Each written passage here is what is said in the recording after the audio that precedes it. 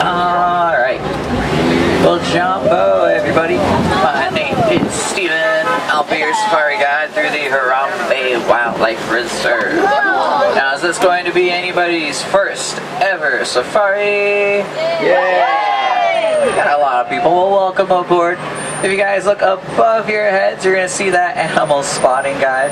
That guide is a pretty good idea of all the animals that hang out here. Can't promise that we're going to see them all, but we do have some pretty good luck. Now, while you are looking at the guide, I do have to go over a couple of very quick rules. If you're planning on taking any pictures, please make sure that your cameras are out and ready. We're not able to stop for every single animal. Sometimes they don't stop for us. Make sure you're holding on tightly to all of your loose items, because anything that falls out we can't pick back up. And then our last and our most important rule of all, please make sure that everybody stays seated at all times. The road out here is very bumpy, but I don't really want anyone standing up and falling out. If you do fall out, it's going to be a very awkward situation for you. Now, our first stop here is the Little Ituri Forest. The animals that live out here are known to use camouflage, so they always are a little tricky to see. We'll see who's hanging around. I'm actually looking over to our right hand side. I already see an animal. That is the okapi walking around. Now, the okapi is known for his black and white colors. Because of that, a lot of people believe he's a relative of the zebra. He's actually the only known relative of a giraffe. Now, the way we can tell he is related to the giraffe is by looking at his skull. His skull structure is actually the exact same shape of the giraffe's, except it's just a little bit smaller in size. So pretty much has the exact same face, except smaller, and of course his face is black and white too. We're also going to go check out the watering hole over here. This is a very social spot for a lot of the animals. They hang out here, drink water. They do throw some pretty cool parties at night. Actually, someone's still asleep over here on the left. That is a sleeping black rhino. Not exactly the best side you can see it, but you can still see he's here. Now, the black rhino weighs around 3,000 pounds. It's a very large animal. It looks like a giant rock, so that's kind of like its camouflage. But it's kind of blending itself in with all the other rocks. So we'll keep an eye out for the other one that lives around here. Let's see, we'll keep an eye out for other animals that live out here as well. Now, like I said, a lot of the animals use camouflage, so I'm checking behind all the bushes, all these trees. You never really know where they're hanging out. Actually, just up ahead. Right over here on our left, you're going to see the greater kudu. The greater kudu have that light gray fur, and they're also the second largest antelope found in Africa. Now, you can tell that all three of them actually are female kudu. You can tell they're girls because they do not have any horns on their head. Only the male greater kudu have horns, and those horns actually grow to be around 3 feet long. Now, typically all the females, they like to hang out with all the other female kudu, and they don't really hang out with the males too often. So I think we just saw one of the exclusive all-female kudu groups. But we're actually on our way out of the forest because we're about to enter this river now. This is the Safi River. It's home for a lot of unique animals. They live underwater, on the shore, and there's also these little islands they hang out on as well. Looks like there's not too much on this side, so we'll go see if there's anything on the left side of the river. Of course, out here you're going to notice there's a lot of different birds, but it's actually only really one type of bird we're going to talk about out here. It's called the pink-backed pelican. Now, there's actually a bunch of them on that island there. Now, the pink-backed pelicans get very lovely pink backs during mating season. They'll use that to show off if they happen to be looking for any mates or not. We'll see if there's anything else hanging out in the waters. Go check over here, check by the waterfalls too.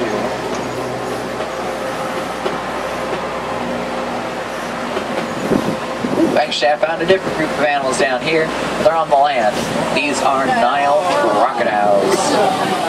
Now, the Nile crocodiles are the largest crocs in Africa.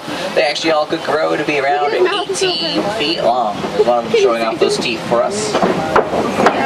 There's one hiding in the water under the bridge as well.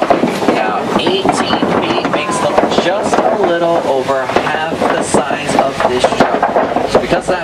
we don't hang out there too long. So let's get going. Wow. We're going to keep on going towards the largest area of the reserve, the Savanna.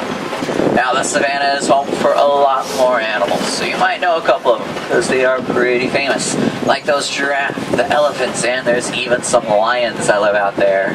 So hopefully we get lucky and we see them all. One of those first signs we're entering the Savanna is actually coming up here on the right. You'll see the baobab tree, except most people, they call that the upside down tree. Now it looks like it's upside down because it has roots that grow out of the ground instead of in the ground. And even though those look like the roots, those are just the branches.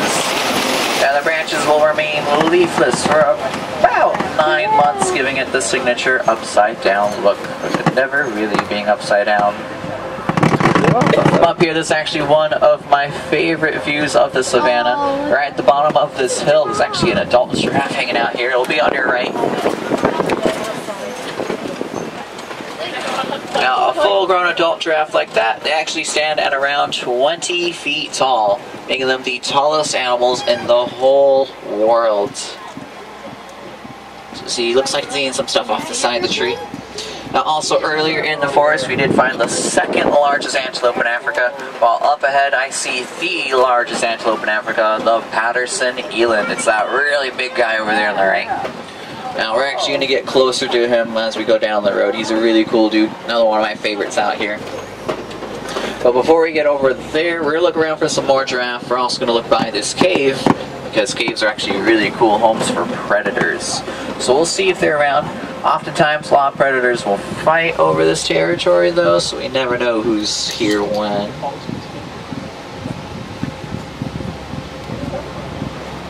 Let's try to get a little bit closer to the cave there. Looks like there's a hyena outside of the cave. See, he's right by the tree. We'll try to go right over here. Looks like it's eating some meat right now. Ooh, it's actually a second hyena across the cave as well. So they're on both sides of the cave right now, the left and the right. Now, it definitely looks like they both have some meat in there. Now, a lot of people believe that hyenas are scavengers, but these are predators. They prefer to do the hunting all on their own, and it does look like both of them are pretty successful so far today. Now, this is actually really cool that they're even awake right now, because typically they're most active at night, so it does seem like someone accidentally wandered over to the cave. And there's also a couple more animals on the left. They're not as dangerous. They're called sable antelope. You can see they're just chilling back there. They have that dark red fur, really cool horns, and they're also just the emblem of this reserve, so they're kind of like local celebrities for us here. So the sables are all over the place, so you're probably going to see them again after the safari. Pretty cool animals. And then up ahead, we're going to go check out the Patterson eland. He's still hanging out over there. There's actually another giraffe. He's just running by here on the left. Hello, he just came from down the hill. Hello there. Are you looking for the other one? How about this one? Alright. Well, it looks like the first one we saw is on the move. So it might be going to join that first one we saw, because we see it kind of move from that area. We're also going to see the Patterson eland by that tree over there, or the trees really. Now, he actually stands at about 5 feet tall from his shoulders, and he weighs around 2,000 pounds. As you see him walking over, you can see most of that weight are those muscles on his side. He's a very large animal. Wow. So normally just by looking at him, it's very easy to believe why they are the largest antelope in Africa. Really cool. You see that first giraffe we saw, it's on the move. There's that second one that came down from the hill. Looks like it stopped to eat out of the tree there. We'll keep an eye out for a couple more. It looks like on our right side you're going to see one of the Ankoli cattle. Now the cattle are of course known for those very long horns. Those horns on their head could actually grow to be around 4 feet long. Now the cattle are also very unique to the reserve, being the only domesticated animal out here. Domesticated way back in the 19th century. Hello. She thought about blocking us there, but we're good friends. She realized it was me.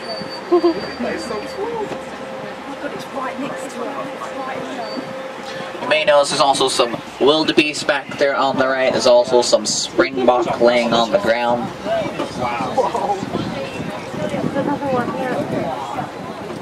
A lot of more animals over here.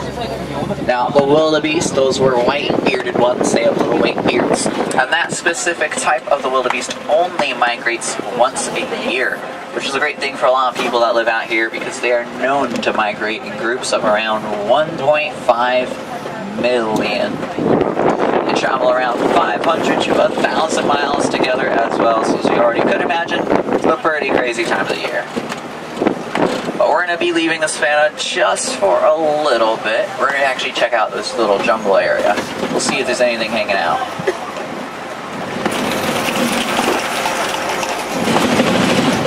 Now, typically the later it gets out here, the less we see in the jungle, but still worth a look around.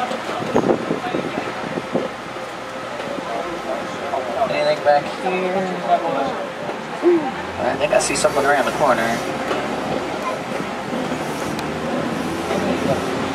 Now the road's closed out that way, but that's fine. We'll be going a different way a little bit.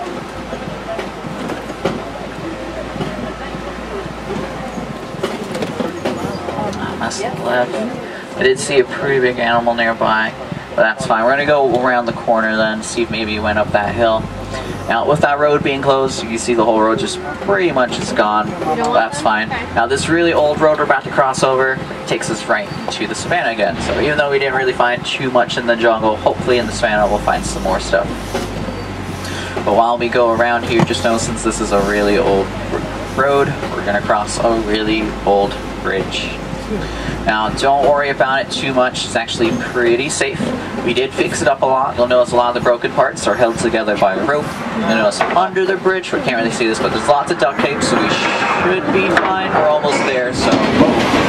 Whoa! Alright, everyone start leaning to your right, leaning to your right. Whoa! Ooh, that was close. Did I lose anyone? No? Alright, let's get out of here. That was really close. We're probably going to need to add more duct tape, but we're going to be here in a much safer spot now. This is the red clay pit. Now all over these walls is a bunch of clay. There's actually some cool markings there on the right. I believe those are elephant tusk marks, and there's also some of their footprints down in the dirt. So these are two good signs they were here recently. Oh yeah. Oh yeah. So let's see if maybe they went up ahead. Now the markings are a little old. They look like they were left here about 30, maybe 40 minutes ago, and I see one of the elephants over here. Oh wow, look at that. Pretty large one. Looks like one of the adult females that live out here. So we're going to go around the corner. I can see a lot more up ahead as well, so we're going to get all these trees, all the rocks out of the way.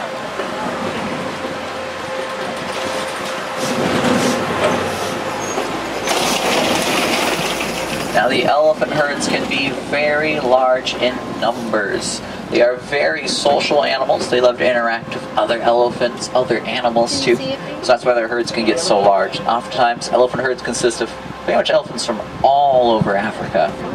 Now you may notice she's throwing some dirt around. That's actually pretty normal. You notice there's a lot of it on her back and the top of her head. Now elephants do not have sunscreen like you and I, so this is how they protect their skin from the sun. So even though it's not the hottest of days, you still gotta protect the skin from the sun there. There's also a watering hole up ahead. We'll see if there's any here, but I believe most of the group is just a little bit past the watering hole. And as we come up ahead, it's gonna be a little hard to see, but there is a baby elephant with the group there. She's by all of their legs because she's super small. Barely see her. But we're gonna try to get another view of her around the corner, but we're also gonna see some flamingos around the corner as well. Now these are the greater flamingos. They're actually the largest flamingos found in Africa. And whenever you see a group of them, this is called a flamboyant. Pretty cool flamboyant, but if you look behind the flamboyant there, that's where you'll see the elephant herd. And you can see the little baby one. So you can see there's a bunch of them there. She's off to that left side. She's very, very small. She's still very young, not even a year old yet. And believe it or not, she actually used to be smaller than that. So just a couple months ago, she was so much smaller. She's actually gotten pretty big for us out here. They're so cool. Now, it looks like the immediate two closest to her is her mom and her older sister. I believe her older sister is a couple of years old, 6 to 7. How cute. So we'll see if there's any more elephants that wandered out this way as well. But it does also look like we have some good news in the area, like right here on the left. Now, we are able to stop some poachers. We've stolen back those rhino horns and elephant tusks, but we left that platform there as a way to scare away other poachers. Luckily, it's been doing a good job. We haven't had to deal with them in months. And lucky for us, it also hasn't scared away the animals that live out here, like those little guys on the left, the mountabok. Now, the mountabok, they're actually relatives to the wildebeest we saw earlier, and these little guys actually have some really bad history with poachers. In fact, the poachers almost ran these little guys into extinction. At one point, there's only around 20 of them left, which is not a whole lot at all. The only reason these little guys are still around is because of one man in Africa who just so happened to find them in his backyard. Now, he knew they were endangered, so he just built this little fence around them, and he kept them safe in there, so the poachers could no longer get to them. So they were able to repopulate from 20 and went way up in the thousands. And while we're coming around here, it's a little hard to see, but it's actually a cheetah laying in the grass underneath the shade of the tree. You can see its head is poked up. Now, the cheetah is the fastest animal on land. Those big cats, they actually are capable of running 60 miles per hour and can reach that speed in just 3 seconds, which is pretty much faster than what most cars could even do that. Now, they are not capable of running those fast speeds forever. There's actually another one down here as well. It's walking around. Well, they'll run that speed for about the distance of a whole football field. You see she's kind of walking here behind the tree. So it's pretty cool. We can see another one. Looks like this one's awake. Typically, running those fast speeds leave them very tired. So the first one we saw probably finished running, and this one looks like it has energy back, so it's walking around. She's kind of headed out. Me too. Now, we're also going to try looking for some more big cats because just up ahead, we are entering lion territory. They live on this huge rock in front of us called the Kopi, which is pretty much their favorite spot. The reason why they love living out here is because they have one of the best views of the whole savannah. Now, I do not see them right now, but we'll go check for them around the corner and see if maybe they're on the other side of the Kopi. Looks like across from the Kopi, I'll see looks like a couple of ostriches here on our right. Now, the ostrich is the largest bird in the world. These big birdies stand at around 6 feet. You don't like So, ostriches, do you? actually, I just found the lions over here. I see the male lion laying down. I just saw his tail wag. Oh, there he is. And then you're also going to see the lioness all the way on top of the rocks. Way up there. I believe with the male lion, I think that's a second lioness right next to him. Now, lions spend about 20 hours a day inactive, spending most of that time asleep. So the fact they're sleeping right now is not a huge surprise. But those 4 hours of the day they are most active is at night. So if you did want to come back to see them a little bit more active, I'd recommend coming back around sunset, because that's when they're most awake. And then at night, that's when they're most awake, really, because that's when they go out to hunt. We'll see the ostriches one more time on the right. You also see a couple of antelope called waterbuck, and you even see some ostrich eggs and some dirt here in front of the tree on the right. So that seems to be why the ostriches are over here. Now, since the ostrich is the largest bird in the world, it only makes sense they lay the largest bird eggs. The average one of those eggs weighing 3 pounds. It was actually really heavy, especially if you try to hold the whole nest. We'll keep an eye out for some more ostrich, because I noticed there's about 6 eggs there, but only 4 ostrich. So we'll check over here, see if maybe they wandered out this way.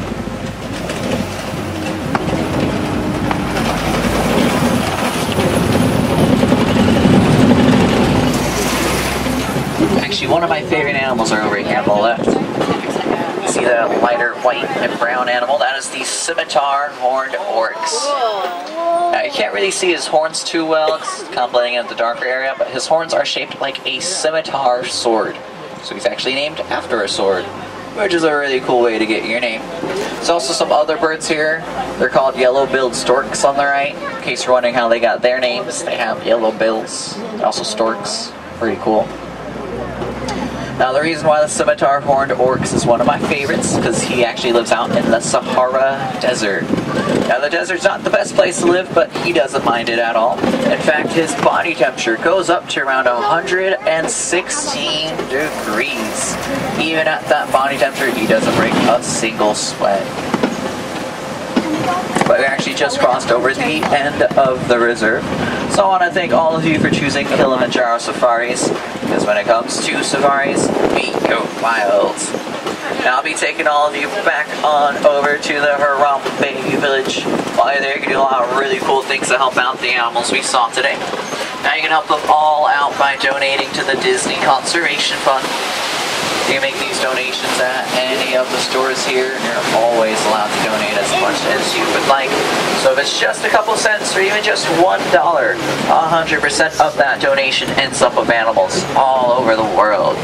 So it's a really cool thing we do here in the park. I do recommend checking it out if you're interested. For my wilderness explorers on board, the name of this truck is the Simba 1. You'll get your safari badge just out the exit here. And as we come to the end of our adventure, just know that we don't like saying goodbye. Saying goodbye is way too sad, far too final. Instead we say Kwaherini, which is a Swahili phrase, which means go well. So Kwaherini, friends.